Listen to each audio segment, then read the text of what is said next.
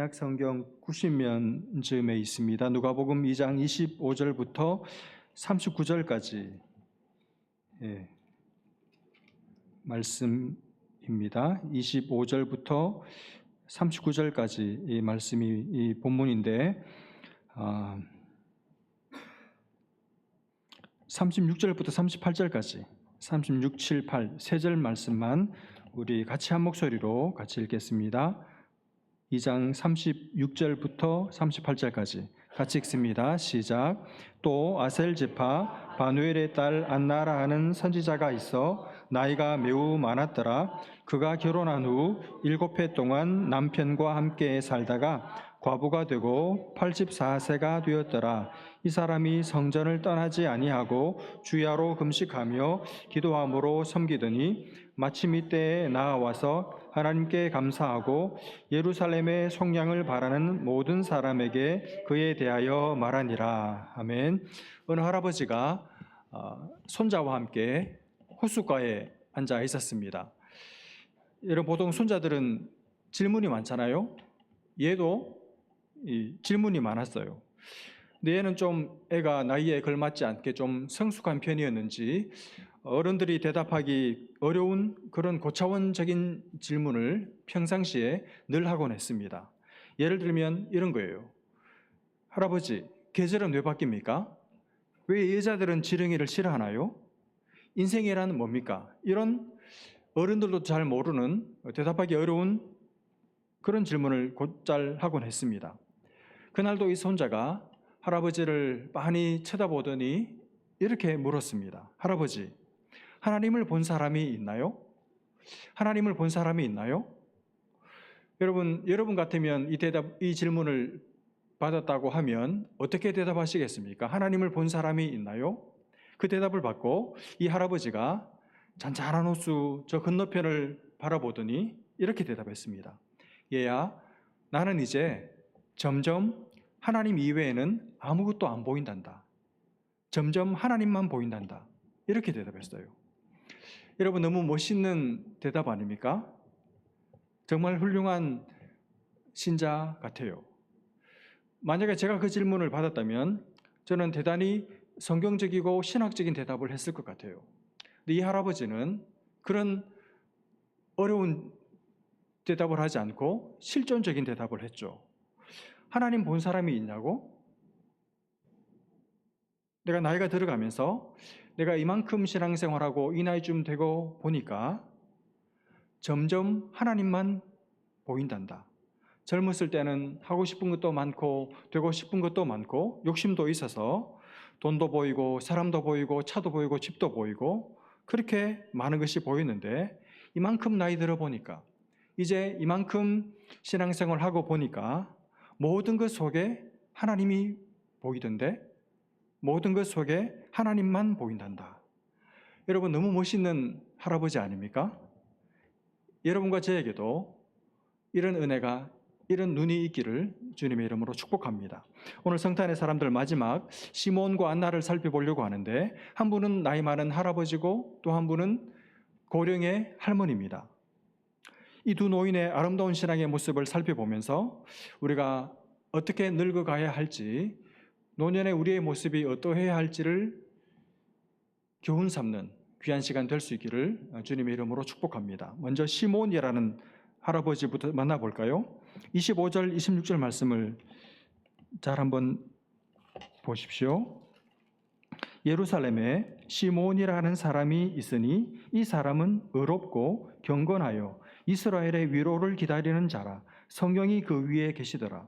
그가 주의 그리스도를 보기 전에는 죽지 아니하리라 하는 성령의 지시를 받았더니, 이 시몬이라는 예루살렘에 사는 할아버지를 소개하는데, 여러분, 이 소개 글을 보시고 뭔가가 빠졌다 이런 느낌이 혹시 안 드세요?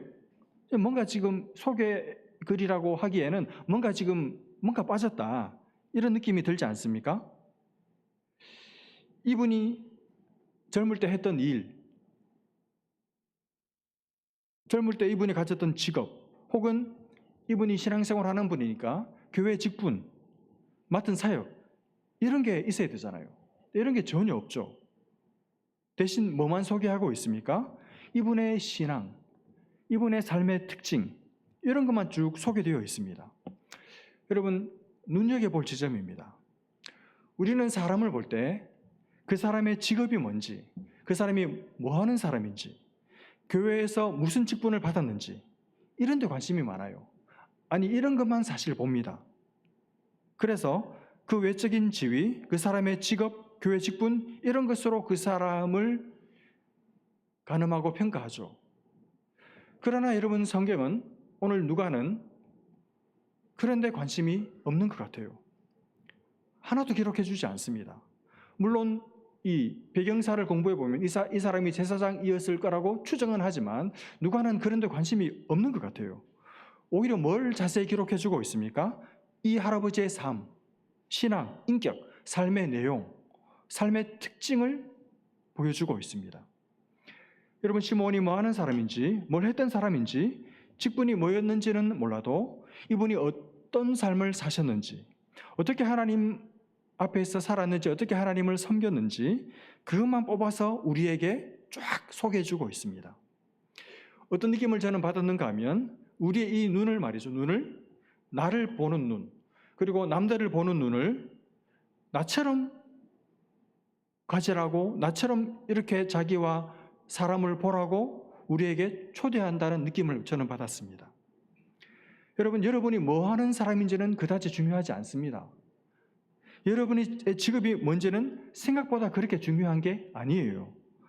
하나님이 하지 말라고 하지 않는 일이라면, 그리고 여러분이 그 가운데 힘겨움도 있고 고통도 틀림없이 있겠지만 여러분이 그래도 재미를 느끼고 좋아서 하는 일이라면, 그리고 그게 여러분의 생계에 도움이 되고 여러분의 가족들을 부양할 수 있는 일이라면 뭐든지 하십시오.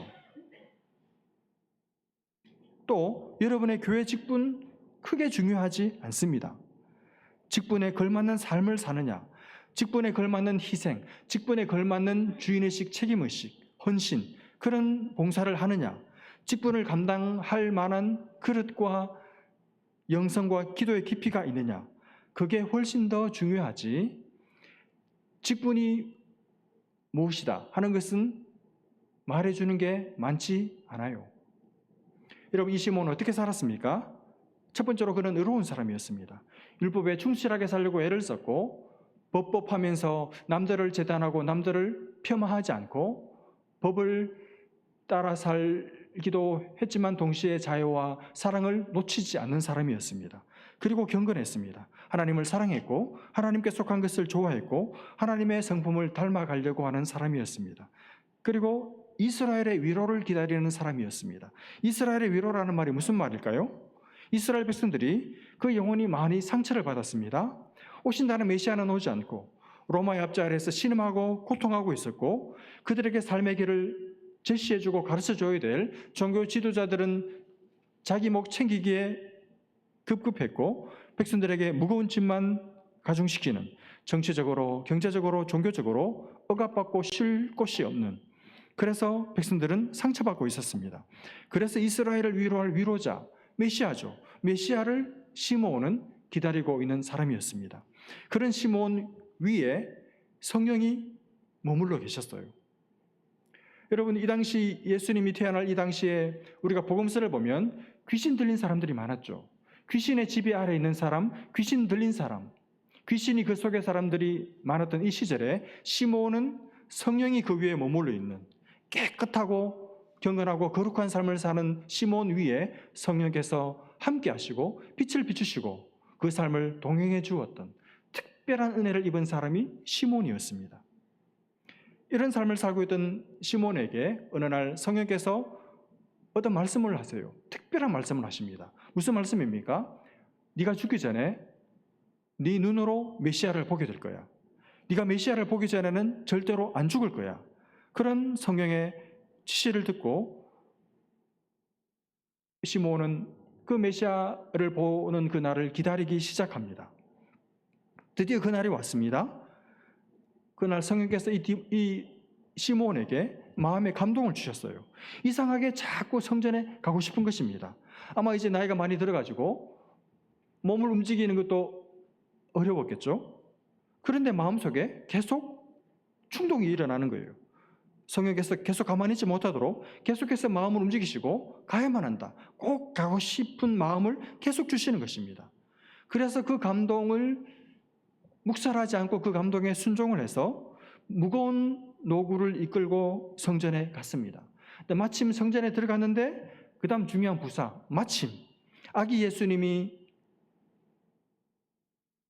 성전으로 그 부모님과 함께 들어오고 있는 거예요. 여러분, 성령의 감동을 받아서 성전으로 들어가는 시므온, 그때 마침 성전으로 들어오고 있는 아기 예수님, 여러분 이 조화를 절대로 놓치면 안 됩니다. 여러분 이 타이밍이 중요합니다.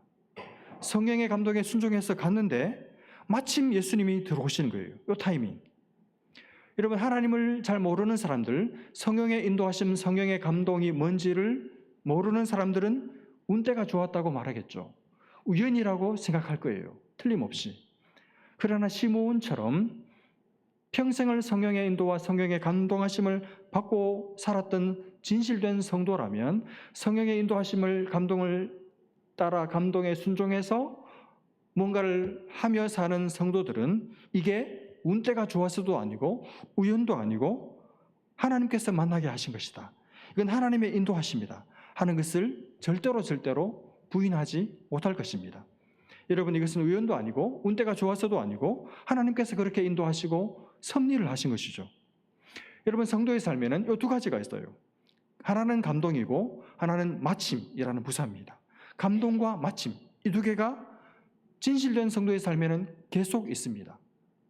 하나님의 음성, 하나님의 인도하심에 민감하게 귀를 기울이고 사는 사람은, 늘 들으려고 하는 사람은, 여러분 나는 성령의 음성을 들은 적이 없다. 왜 못 듣는지 아십니까? 듣고 싶지 않기 때문이에요. 들으려고 하지 않기 때문이죠. 들으려고 하는 사람은 들어요. 어제 밤에도 들었고 오늘 새벽에 기도할 때도 들었고 오늘 예배를 드리는 가운데 말씀을 들으면서 찬양 중에 다른 지체의 기도 속에서 하나님의 성령께서 내게 하시는 말씀을 들어요. 자녀된 당신의 자녀들은 듣습니다. 늘 하나님의 음성을 듣고 사는 사람은 성령께서 감동을 주실 때 물론 망설이고 주저하기도 하지만 결국 결단해서 순종을 하죠. 그러면 마침 순종을 하면 마침 거기 가보면 하나님께서 준비한 게 있어요. 하나님께서 예비하신 사람을 만나게 됩니다. 하나님께서 예배해 놓으신 하나님의 선물을 발견하게 됩니다. 이 두 가지가 있습니다. 이 두 가지를 많이 경험하는 사람은 신앙생활이 재미가 있죠. 신앙생활의 맛, 예수 믿는 맛을 느끼죠. 감동, 그리고 순종, 마침. 이게 계속 반복되는 사람은 신앙생활에 재미가 있습니다. 그런데 못 듣고 성경의 음성을 듣고 싶어 하지도 않고, 그래서 못 듣고 못 들으니까 감동도 못 받고 감동도 못 받으니까 순종할 것도 없고, 그래서 마침 내가 하나님의 이런 선물을 받았다, 이런 간증이 없는 사람은 10년을 믿어도 신앙 제자리예요. 예수 믿는 것 하나도 재미없죠. 여러분이 혹시 이런 사람 아닙니까? 하나님의 말씀을 들으면서, 설교를 들으면서 성령의 음성을 들을 줄 모르는, 성령의 음성을 한 번도 들은 적이 없는, 내가 개인적으로 성경을 읽으면서 하나님의 성령께서 지금 내게 하시는 말씀을 듣는 게 뭔지 모르는, 기도하는 가운데 성령께서 내게 감동을 주시고 그분의 음성을 들려주시는 그게 뭔지를 한 번도 경험해 보지 못한, 혹시 여러분이 그런 분 아닙니까? 여러분 들어오셔야 돼요. 이 신앙의 자리로 들어오시기를 바랍니다. 하나님 틀림없이 말씀하십니다. 감동하십니다. 인도하세요. 시몬 위에 계셨던 성령 하나님 이제는 우리 안에 들어와 사십니다. 우리에게 말씀하시고 우리를 인도하시고 우리에게 감동을 주십니다. 소멸하지 않으면, 묵살하지 않으면, 그 감동에 순종하기만 하면 마침 예비하신, 마침 준비해 놓으신 기적을, 역사를 체험할 수가 있습니다. 여러분 꼭 이렇게 신앙생활 하시기를 주님의 이름으로 축복합니다. 이 할아버지 시몬 보십시오. 성령이 그 위에 계셨죠. 성령의 지시하는 말씀을 들었죠. 그리고 오늘 성령의 감동을 따라 순종해서 성전에 들어갔죠. 그랬더니 마침 거기 예수님이 들어오고 계시잖아요. 드디어 약속하신 대로, 지시하신 말씀대로 예수님을 만났습니다. 인생 최고의 날을 맞이하게 된 것이죠. 이렇게 살아야 돼요. 여러분, 시므온은 늙어서 인생의 최고의 날을 경험했지만 여러분은 지금부터, 젊을 때부터, 예수 믿는 그 순간부터 날마다 인생 최고의 날을 많이 가지시기를 주님의 이름으로 축복합니다. 드디어 평생 기다려온 메시아를 만났습니다. 얼마나 기뻤겠습니까? 평생의 수건이, 평생의 소원이 이루어진 날이잖아요. 그래서 감격적인 찬양을 부릅니다. 29절을 한번 보십시오. 주제요, 이제는 말씀하신 대로 종을, 그 다음에 평안히 놓아주시는도다. 평안히 놓아주시는도다. 무슨 말입니까? 이제 죽어도 좋습니다. 지금 죽어도 여한이 없습니다. 그런 말이죠. 그만큼 좋다는 뜻이죠. 그만큼 만족하고 그만큼 행복하다는 말이죠. 지금 죽어도 여한이 없는 인생, 지금 죽어도 아무런 후회가 없는 인생, 아쉬움은 좀 남아도, 무슨 아쉬움? 더 사랑하지 못한 거, 더 섬기지 못한 거, 그건 아쉬워도 후회는 없어요. 얼마나 멋진 인생입니까? 그 다음에 이제 안나 할머니를 한번 만나보겠습니다. 아마 그 당시 관례를 따라서 14살 때쯤 결혼한 것 같습니다. 남편하고 같이 살았습니다. 그러다가 남편이 갑자기 결혼 생활 7년 만에 먼저 떠났습니다. 사별을 했습니다. 그리고 오늘 본문은 지금 나이가 84세가 됐다, 이렇게 기록하고 있지만 다른 견해도 있습니다. 혼자 되고 나서 84년을 더 살았다. 이게 그 전 개역 한글의 번역이고 견해예요. 후자의 견해를 채택한다면 지금 이 안나의 나이는 84세가 아니고 몇 살이 되겠습니까? 14살 때 결혼했고 7년을 더 살았고 14 더하기 7, 그 다음에 84년을 혼자 살았으니까 14 더하기 7 더하기 84 하면 105세가 되죠. 그러니까 84시 됐든 105살이 됐든 아주 고령이죠. 여러분, 혼자 되고 나서 어떻게 살았을까요? 이게 중요한데 37절에 과부가 되고 84세가 되었더라. 이 사람이 성전을 떠나지 아니하고 주야로 금식하며 기도함으로 섬기더니. 여러분, 이 구절을 보면서 혹시 여러분 머릿속에 연상되는 어떤 장면, 어떤 그림 있는 분이 계십니까? 아마 신앙생활 오래 하신 우리 연세 많으신 군사님들 같으면 이 구절을 보시고 그 옛날 우리 엄마들, 어머니들, 고생만 바가지 하고 사셨던 우리 어머니들, 그 어머니들이 예배당 마룻바닥에 앉아가지고 밤새워 눈물로 기도하시던 바로 그 장면이 떠오르셨을 거예요.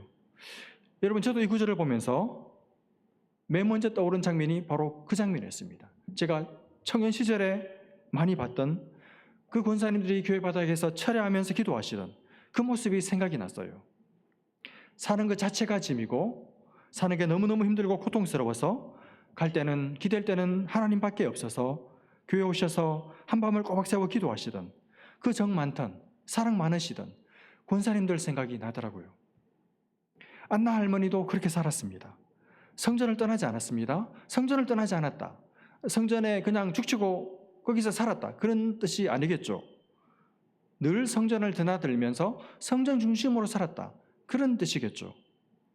여러분, 성전에서 안나가 뭐 했습니까? 하나님을 섬겼습니다. 뭘로 하나님을 섬겼냐 하면 두 가지로 섬겼는데, 하나는 금식함으로 하나님을 섬겼고 또 하나는 기도로 하나님을 섬겼습니다. 여러분, 우리가 놓치지 말아야 할 중요한 교훈이 여기 있는데, 기도가 섬김이에요. 기도 자체가 섬김입니다.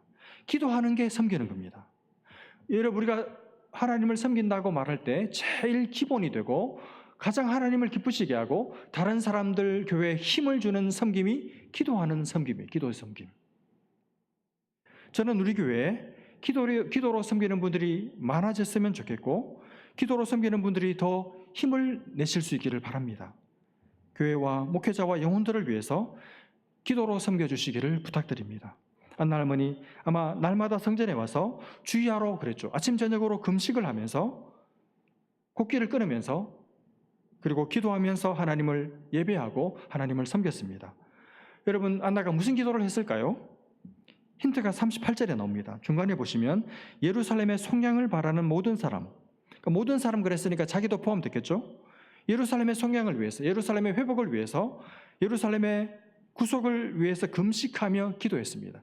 다시 말하면 하나님의 나라와 교회와 남들을 위해서 금식하며 기도함으로 하나님을 84년 동안 섬겼다는 거예요. 여러분 보십시오. 자기를 위한 기도가 아니잖아요. 자기 노후가 편안하도록 기도하긴 했겠지만 그게 주가 아니었습니다.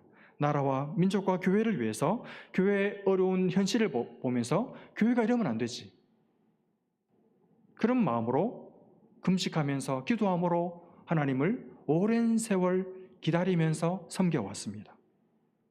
오늘 여러분 두 어르신들을 뵀는데, 여러분 시몬 그리고 안나, 너무 아름답지 않습니까? 너무 아름다운 노인들이죠. 믿음으로 살다가 좋은 날 보기를 기다렸고, 기다리다가 드디어 그 날을 보는, 시몬 같으면 그 아기 예수님을 자기 품으로 안는 그런 복을 누렸던 두 노인. 우리가 얼마나 어려운 때를 삽니까? 아마 새해에는 더 상황이 좋아질 거야. 아무도 그렇게 생각하지 않을 것 같아요. 저도 그렇게 생각합니다.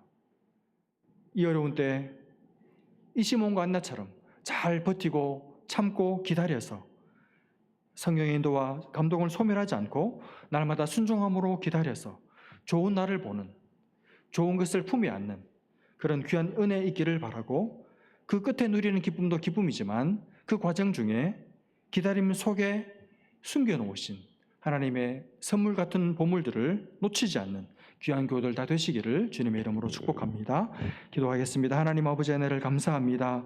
올 한 해 마지막 예배 하나님 앞에 드리면서 할아버지 시몬 또 할머니 안나의 믿음을 보면서 끝까지 참고 버티고 견디고 기다리는 신앙, 묵묵히 자리를 지키는 신앙, 그리고 기도함으로 하나님을 섬기는, 하나님의 나라를 섬기는 위대한 신앙을 우리가 보게 하신 것 감사하고, 하나님 아버지 빛이 나지 않고 아름답지 않은 하나님 삶을 살아가지만 이 속에서도 하나님이 숨겨놓으신 보물을 찾으며 기뻐하며 하나님 앞에 계속해서 이 믿음의 기다림을 계속할 수 있도록 도와주셔서 하나님 기다림 끝에 주시는 기쁨도 누릴 뿐 아니라 과정 속에 숨겨놓으신 기쁨도 놓치지 않는 귀한 교우들 다 되게 하여 주옵소서. 한 해 동안 섬기고 수고하고 기도로 섬긴 귀한 하나님의 사람들의 기도를 주님 눈물병에 담으시고 이들의 섬김과 이들의 기도로 말미암아 우리가 건강하게 안전하게 주님을 섬기고 있다는 것을 기억하고 마음속에 감사가 있게 하시고, 새해에는 우리도 시몬처럼 안나처럼 섬김의 자리에 있고자 하는 마음이 있을 수 있도록, 그래서 우리를 통해 하나님의 아름다우심이 만방에 펼쳐지는 복된 한 해 되게 하여 주옵소서. 감사옵고 예수님의 이름으로 기도합니다. 아멘.